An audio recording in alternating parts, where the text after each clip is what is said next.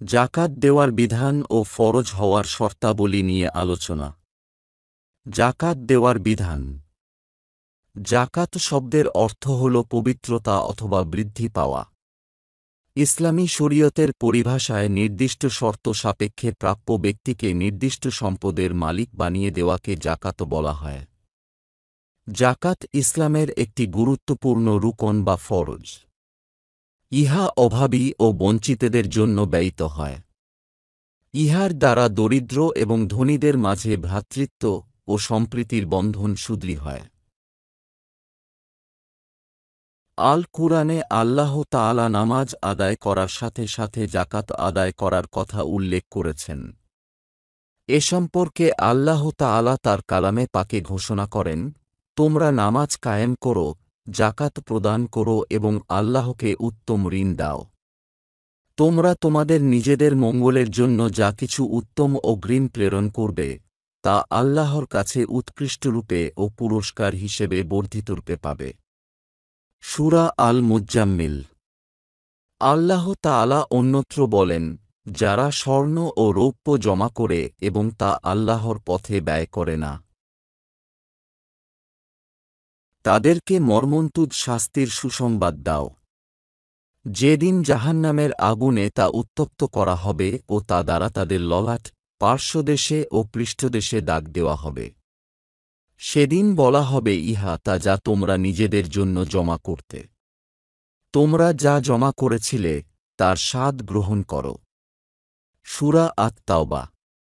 এ সম্পর্কে রাসূলুল্লাহ সাল্লাল্লাহু আলাইহি ওয়াসাল্লাম ইরশাদ করেন, আল্লাহ যাকে সম্পদ দান করেছেন অথচ সে তার জাকাত আদায় করে না, কিয়ামতের দিন তার জন্য তার সম্পদকে চোখের উপর 2 তিলক বিশিষ্ট এবং মাথায় টাক পড়া ভয়ঙ্কর ও শক্তিশালী একটি সাপের আকৃতি দান করা হবে। তা কিয়ামতের দিন তার গলায় বেড়ি অর্থাৎ সদৃশ আকৃতি হবে। তা তার মুখের 2 দিকে দংশন করতে থাকবে আর বলবে, আমি তোমার পুঞ্জীভূত ধন, আমি তোমার সম্পদ। অতঃপর হুজুর সাল্লাল্লাহু আলাইহি ওয়াসাল্লাম ইহার সমর্থনে এই আয়াত পাঠ করলেন, আল্লাহ তাআলা তাদেরকে যে সম্পদ দান করেছেন তা নিয়ে যারা কৃপণতা করে, তারা যেন মনে না করে যে ইহা তাদের জন্য উত্তম। সহিহ আল বুখারী ও সহিহ আল মুসলিম। জাকাত ফরজ হওয়ার শর্তাবলী। কোনো ব্যক্তিকে জাকাত দিতে হলে তার জন্য কতকগুলো শর্ত মেনে চলতে হয়। নিম্নোক্ত শর্তাবলী পূর্ণাঙ্গভাবে পাওয়া গেলে কোনো ব্যক্তির উপর জাকাত আদায় করা ফরজ হবে। 1. ব্যক্তিটি মুসলিম হওয়া। তাই কাফিরের উপর জাকাত আদায় করা ফরজ নয়। তা জন্মগত হোক বা মুরতাদ অর্থাৎ ইসলাম ত্যাগী হোক। 2. ব্যক্তিটি স্বাধীন হওয়া। তাই ক্রীতদাসের উপর জাকাত আদায় করা ফরজ নয়। 3. ব্যক্তিকে প্রাপ্তবয়স্ক হতে হবে। তাই অপ্রাপ্ত বয়স্কের উপর জাকাত আদায় করা ফরজ নয়। 4. ব্যক্তিকে সুস্থ মস্তিষ্কের অধিকারী হতে হবে। তাই পাগলের উপর জাকাত আদায় করা ফরজ নয়। 5. ব্যক্তিকে সম্পদের পূর্ণ মালিক হতে হবে। পূর্ণ মালিকানার দ্বারা উদ্দেশ্য হল যে সম্পদ ব্যক্তির অধিকারে থাকতে হবে ও ব্যক্তি সম্পদের মালিকানাধীন হওয়া। তাই কেউ যদি এমন কিছুর মালিক হয় যা তার অধিকারে আসেনি, তবে তাতে জাকাত আদায় করা ফরজ হবে না। যেমন অধিকারে আসার পূর্বে স্ত্রীর মোহরানা। অতএব যে মোহরানা এখনও অধিকারে আসেনি তার উপর জাকাত আদায় করা ফরজ হবে না। আবার সম্পদ কোনো ব্যক্তির অধিকারে আছে কিন্তু তা তার মালিকানাধীন নয়।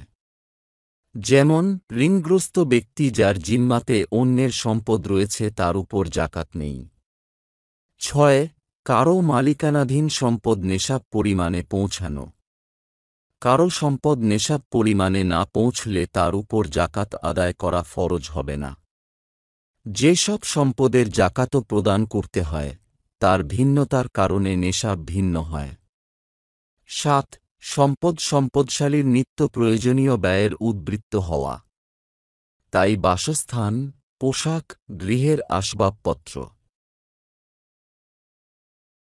যানবাহন ও ব্যবহৃত অস্ত্রশস্ত্রের উপর জাকাত আদায় করা ফরজ হবে না।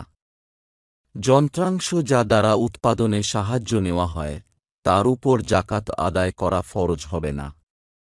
একইরূপ জ্ঞানার্জন করা যায় এমন কিতাবাদির উপর জাকাত আদায় করা ফরজ হবে না। যদি কিতাবাদি ব্যবসা করার জন্য হয় তবে তার উপর জাকাত আদায় করা ফরজ হবে। ৮. সম্পদ ঋণ মুক্ত হওয়া।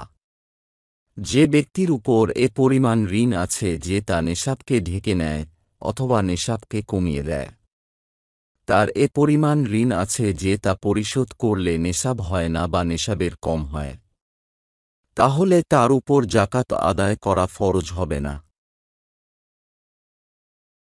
৯. সম্পদ বর্ধিঞ্চু হওয়া। তা সম্পদ প্রকৃত বর্ধিঞ্চু অর্থাৎ গৃহপালিত প্রাণী ও গুণগত বর্ধিঞ্চু অর্থাৎ স্বর্ণ বা রৌপ্য যাই হোক না কেন। স্বর্ণ বা রৌপ্যকে বর্ধিঞ্চু ধরা হয়েছে তা পাকা করা হোক অথবা না হোক, অলঙ্কাররূপে হোক অথবা পাত্ররূপে হোক, তার উপর জাকাত আদায় করা ফরজ হবে।